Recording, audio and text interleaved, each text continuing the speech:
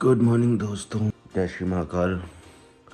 उम्मीद करता हूँ सब अच्छे होंगे and welcome to new blog. थोड़ा सा लेट हो गया, थोड़ा सा नहीं बहुत ज़्यादा लेट हो गया।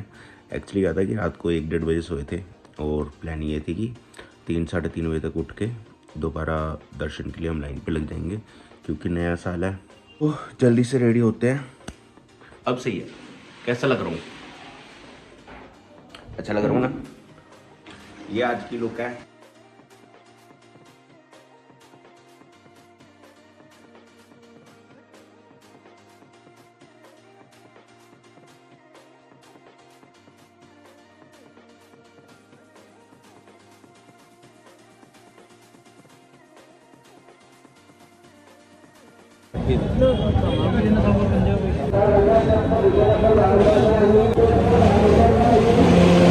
महाकाल भैया, जय श्री महाकाल। शुभकामनाएं आपको। जय श्री महाकाल भैया, हैप्पी न्यू ईयर सबको। हैप्पी न्यू ईयर भाइयों सबको। हैप्पी न्यू ईयर जी। तो अभी हम जा रहे हैं काल भैरव मंदिर दर्शन करने के लिए। कालेश्वर महाराज के तो दर्शन नहीं कर पाए अभी, पर एक बार काल भैरव के दर्शन करके फिर उसके बाद देखते हैं कि नंबर आ पाएगा नहीं आ पाएगा, क्योंकि बहुत जनता आई हुई है, बहुत जनता आई हुई है और काल भैरव पे भी भीड़ आ जाएगी। मैं एक बार दिखा देता हूँ सबको, ये देख रहे हो आप कितनी भीड़ है।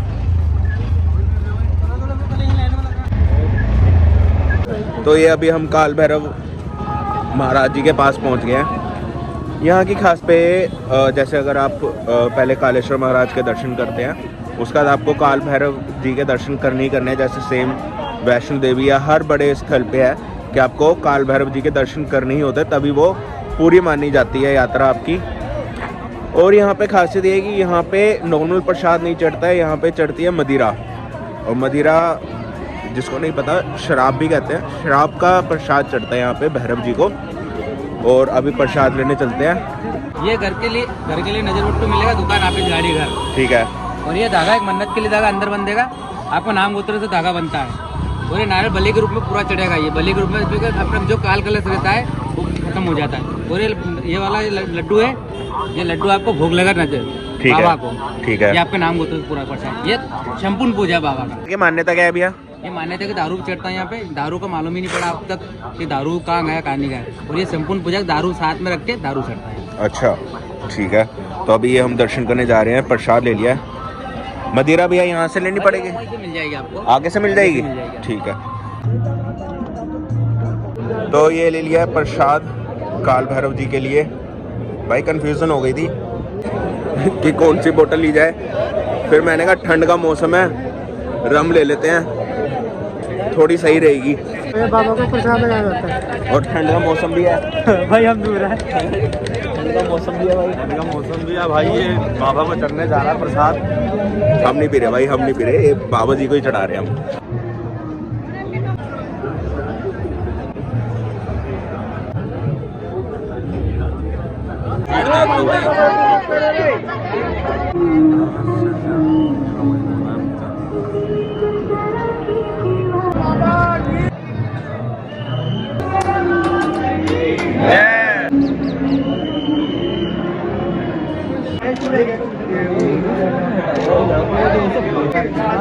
चलो भैया।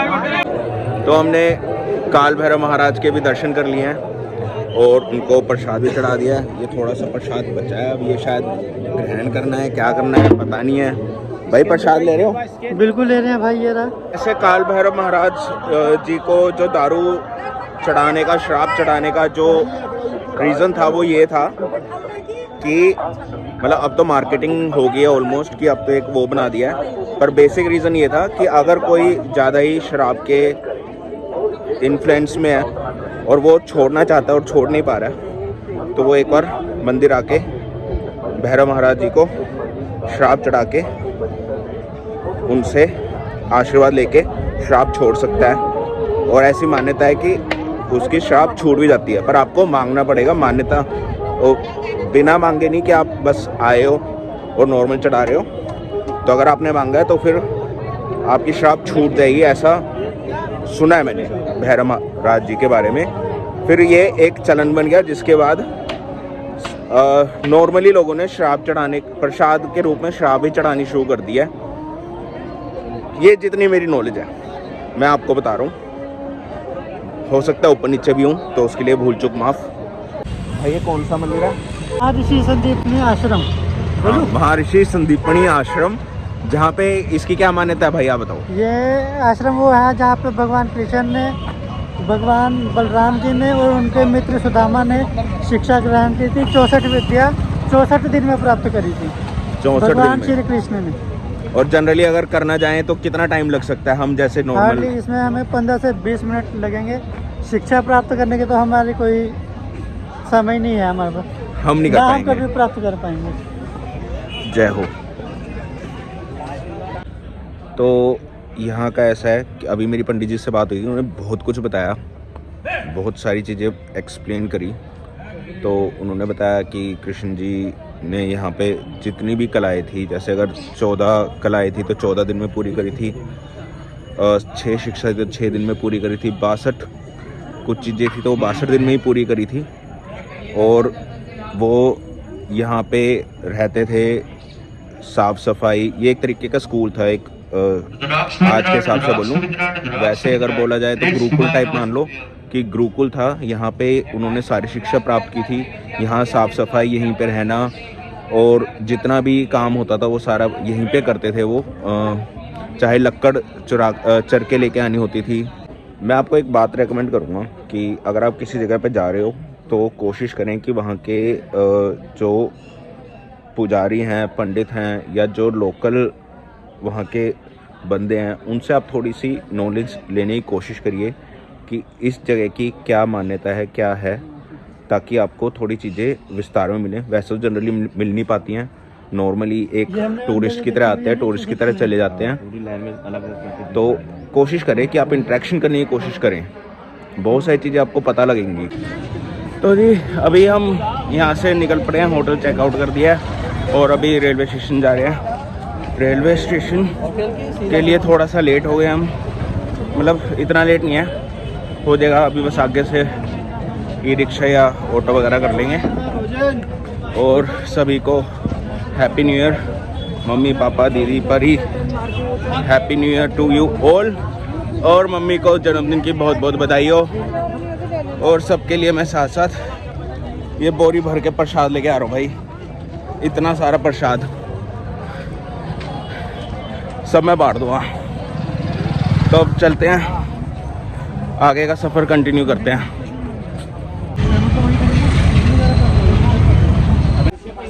तो ट्रेन आ गई है और यहाँ से हमारा सफ़र अलग अलग हो रहा है।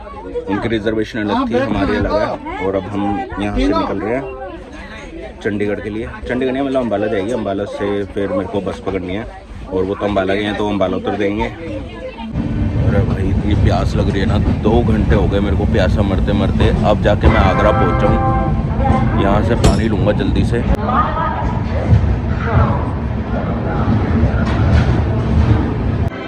एक पानी की बोतल देना।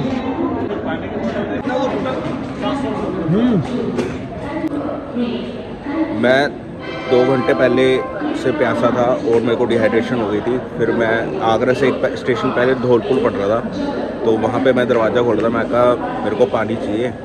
फिर उन्होंने, जो अटेंडेंट थे, उन्होंने मना कर दिया कि भाई यहाँ मत उतरो, ये धौलपुर है। मैं कहा धौलपुर है तो क्या वो चुटकी बजा देंगे? फिर उन्होंने बोला कि नहीं ये चंबा है। जैसे उन्होंने चंबा बोला, विद इन अ फ्रैक्शन मेरे को घोड़े, दुनाली और डाकू नज़र आ गए। मैंने साथ का दरवाज़ा बंद कर दिया। मैं प्यास क्या होती है, प्यास पानी, निर्जल जीवन जीऊँगा मैं। अब आगरा आके मैंने पानी लिया है।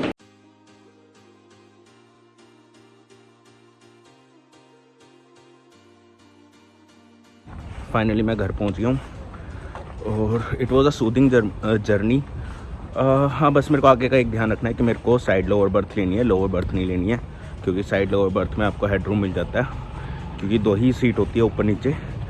लोअर बर्थ में 3 सीटें थी, तो जिसकी वजह से बाकी सारे तो सोए हुए थे और सो ही रहे थे। 2 बजे ट्रेन चली थी, 3 बजे सारे सो गए, 3 से 3 12, और अम्बाला पहुंच के सारे उठे हैं। तो आप लोग आगे चलो कि कम से कम भी 18-19 घंटे सारे सो रखे थे। ज़ोंबी बने हुए थे यार, मतलब अब उस सिचुएशन में ना मैं खा सकता लेटा लेटा, ना पी सकता चाय कॉफ़ी वगैरह। तो इस चीज़ का आगे से ध्यान रखना है। मतलब अपने जीवन के 24 घंटे में से 18-19 घंटे सिर्फ सो के निकाल दिए। हिम्मत है इस चीज़ के लिए, जिगरा चाहिए। बाकी अभी मैं घर पहुंच गया हूँ और मुझे सुसु आ रही है बहुत ज़ोर की। मतलब जो सिचुएशन होती है ना कि आपको इतनी ज़ोर की लगी होती है कि आपकी टांगें काँप रही होती हैं, अभी मैं उस सिचुएशन में हूँ। हेड्स ऑफ है भाई जिनको इतनी नींद आती है ना। मतलब मैं तो 2-3 घंटे ही सो पाता हूँ, और ट्रैवल में तो मुझे वो भी नींद नहीं आती। मतलब मैं थका हुआ था तो मैं जाके 3 घंटे सो पाया, और उसके बाद मुझे इतनी एनर्जी आ रही थी कि मैं ट्रेन के डब्बे पे भागना चाहता था, कि मतलब मैं कुछ करना चाहता कि यार कितनी देर लेटेगा इंसान। 18-19 घंटे लेटना बहुत बड़ी बात होती है। हेलो 12 बज रहे हैं। हेलो, छुट्टियों का नाजायज फ़ायदा उठा रहा है, उठ जा भाई। तो ये थी मेरी छोटी सी जर्नी यहाँ से उज्जैन तक की। उम्मीद करता हूँ आप सबको ये व्लॉग अच्छा लगा होगा, ये व्लॉग पसंद आया होगा। अगर आप में से कोई जाता है तो मेरे पास ऑटो वाले का नंबर भी है, होटल वाले का नंबर भी है, आप मुझसे पूछ सकते हो, मैं आपको शेयर कर दूंगा, तो आपको कोई प्रॉब्लम नहीं आएगी उस चीज़ में। अब इस व्लॉग को मैं यहीं ख़त्म करता हूँ। खाने की बहुत याद आई थी। मतलब बाहर जितना मर्जी खा लो पर वो हैवी खाना रहता है। अगर कहीं पर भी आप स्टे करते हो, या तो आप पराठे खाओगे, तंदूरी रोटी खाओगे, यही मिलता है जनरली, या नॉर्मल आप कढ़ाई पनीर या ये सब। घर का खाना है। देखो मतलब घर का खाना तो मैं मिस करता हूँ। ओंकारेश्वर और ओमकालेश्वर 2 ज्योतिर्लिंग हैं। दोनों अगर आप जा रहे हो तो मैं यही सजेस्ट करूँगा कि आप दोनों ही कवर कर लो एक बार में, क्योंकि बार बार जाया नहीं जाता है। तो अगर आप एक जगह पे जा रहे हो और 70-80 किलोमीटर या 100 किलोमीटर के डिस्टेंस में अगर आप कवर कर सकते हो तो आप कर लो। मतलब 3-4 दिन का आप टाइम लेके चलो कि आप वहाँ पर 3-4 दिन स्टे करोगे। इसी के साथ सबको नए साल की बहुत सारी शुभकामनाएं। हैप्पी न्यू ईयर मेरी तरफ से। और मम्मी का बर्थडे है तो आप सबसे रिक्वेस्ट है कि कमेंट में मम्मी को बर्थडे विश कर देना। मानता हूँ कि शायद ये व्लॉग 3-4 दिन डिले होएगा जब मैं अपलोड करूँगा, बट फिर भी अगर आप कमेंट कर दोगे तो मुझे अच्छा लगेगा पर्सनली, और मम्मी को भी अच्छा लगेगा, है ना। तो इतना कर देना और ज़्यादा कुछ नहीं चाहिए। ठीक है, फिर अपना ध्यान रखिएगा। जय श्री महाकाल, हर हर महादेव। और एक छोटी सी अपडेट मैं दोबारा देना चाहता हूँ कि मैंने अपने चैनल का नाम चेंज कर दिया है, वो सर्वाइविंग राणा कर दिया है। तो अगर आप ये किसी को रिकमेंड कर रहे हो तो सर्वाइविंग राणा ही करना। ठीक है, थैंक यू।